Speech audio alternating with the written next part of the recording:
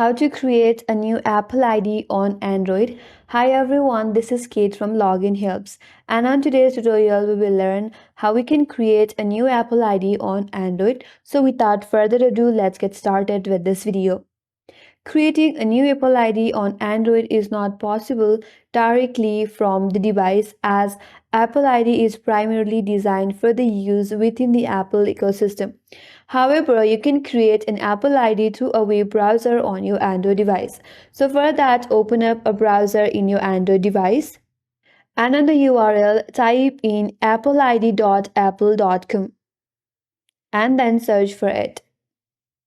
Then you'll be taken into this page. Here tap on the drop down that says Apple account, and here tap on create your Apple account. Now you have to fill in your information. First of all, you have to enter your first and your last name. Under that, you have to choose the country or region, and then provide your date of birth. After that, you have to choose a valid email address which will become your Apple ID. And then you have to create a secure password, and then again confirm your password.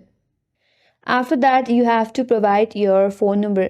Tap on the country options and then choose your country and then enter your phone number.